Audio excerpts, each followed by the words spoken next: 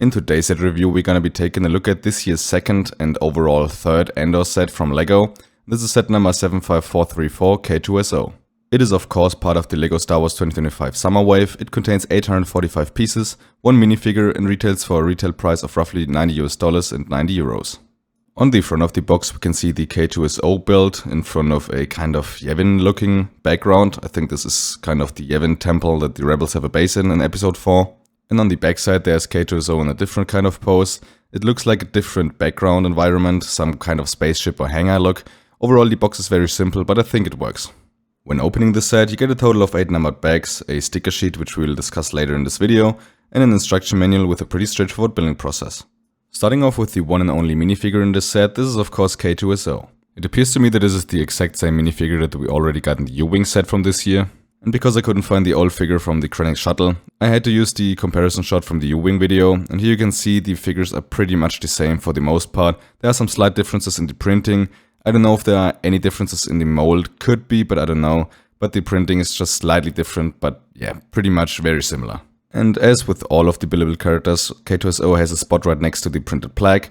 I don't typically use these, but I really like that they are included as they add some kind of high-end display piece kind of vibe, which I think is really cool.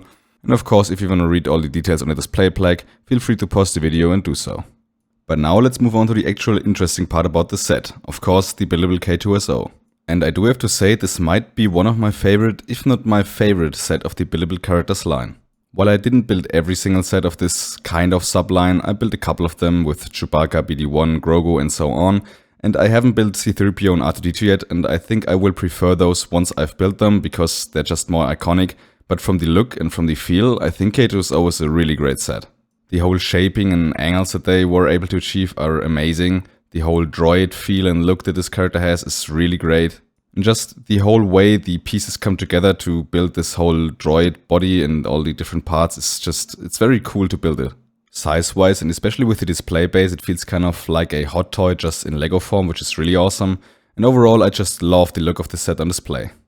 There's a really cool comparison shot at the end of the instruction manual, and here you're gonna see that especially compared right next to the in-universe look, the Lego model is really great. Maybe the torso section and also the thighs are a little bit short compared to the in-universe look, but otherwise I think it's a really well-built model. In my opinion, the designer was really able to capture the lengthy and thin look of the droid in universe and really translates pretty well into the LEGO design. Now what I think is a really cool option is to display K-2SO without the stand, as you can pretty simply remove him from the base. While I don't think that this is really intended by the designers, as there is nothing of this mentioned in the instruction manual or on the box, I think it's a pretty solid option and he is pretty stable in this pose without the base. Of course, he's more likely to fall over because he stands more securely on the base, but I think this is not really something that will happen to you so easily, especially if K-2SO stands at a secure place. And of course, if you choose so, you can pretty easily put him up on the base again.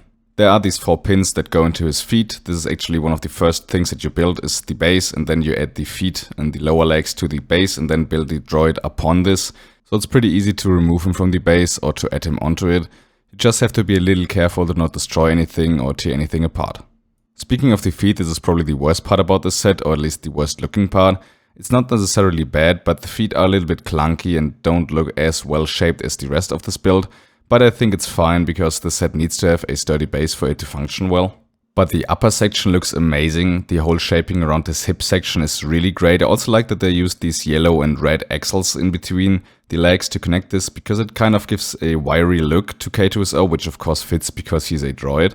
Now on the belly and also on the chest you're gonna find a total of 3 stickers. They add some nice detail and Lego usually matches the black color to the black brick color fairly well, so it doesn't look really bad, it adds some nice details. I still think prints would have been better, but yeah, it's okay.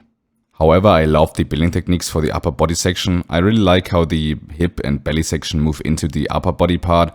And the upper body part is more broad and has more mass to it, and it still works pretty well. It looks really cool. Also the building techniques on the arms or the transition from the body to the arms look really great with these yellow details there and these rings that they use. And the shaping around his neck and the head is also amazing.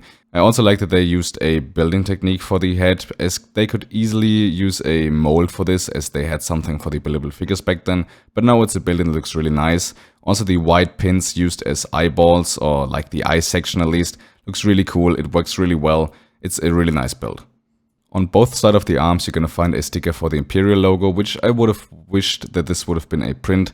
But otherwise, I really like the design for the arms, especially the forearms. On both hands, you're gonna find a sticker each, so 2 more stickers overall, which adds some nice detail and doesn't look too bad.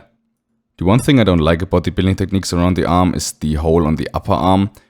You can pretty clearly see it and notice it pretty easily, which doesn't look good, and I don't know why they didn't use a different kind of brick or at least something to fill it up. Could have easily put a pin in there and just a plate or something like that to cover it up, which I don't get why, but yeah, it's not the biggest problem, but I don't like it. From the backside, it looks really good as well. It looks way better from the backside than the Wicket that I've recently reviewed. It looks more finished and rounded off and just well put together from the backside. There is yet another sticker on his back, which adds some nice details, but once again, I'll take prints over stickers any day. On the top there are some levers and other pieces to add some details, which looks nice. Overall, I really like the backside. Now for some play features or display options, you can twist the upper body from side to side pretty far and the legs and everything goes with it. You can move the arms around, pretty much 360 degrees. You can move them upwards a little bit, but it gets blocked by the shoulder pieces. You're gonna have to watch that they don't pop off. You can bend the arms inward pretty much and pretty high up. You can also bend them to the backside, which looks a little bit cursed, so yeah, I won't be doing that on my display. You can twist your wrist sections pretty much 360 degrees around. The hands are on ball joints, so you have a lot of range of movement there, and you can pretty much move them everywhere you want to. All of the 3 fingers can be moved individually, and same goes for the thumb. If you remember the Lego Thanos Infinity Gauntlet, yeah, you can hit some pretty similar poses with this figure as well. You can also move his head pretty freely, side to side pretty far. You can bend it downwards, and also in a straight position downwards. While doing that, you're gonna have to be a little careful to not dismantle the whole head, because it is still a brick build head, but it's very solid and usually pretty sturdy. He can look up a bit, but not that much. He's pretty limited because of his neck, but overall he can get the head in some very cool looking poses, and overall it's a really nice moving feature. So what is my overall opinion on the buildable K-2SO? I think it's quite an underrated set from this wave. It gets quite overshadowed by some other sets, and I don't think that the set deserves it because it's a really great looking model. I really love this combined with the U-Wing set from the previous Ender set that we got this year. It looks really cool together, and you get some really cool display options with both of these sets, and I really like the K-2SO. I think it's one of the best Lego Star Wars buildable character sets, and I think the look of it is really cool. So overall, I'm really glad I got the K-2SO set because it's an awesome display piece and I really like it on my Ender section on the shelf. But now let me know down in the comments below your opinion about the K-2SO buildable character set. Would you appreciate more Lego Star Wars Ender sets? Because I definitely would. And if you're new, please consider subscribing and to like to support the channel. If you enjoyed this video, feel free to check out the other Lego Star Wars 2025 summer reviews. And other than that, have a great day.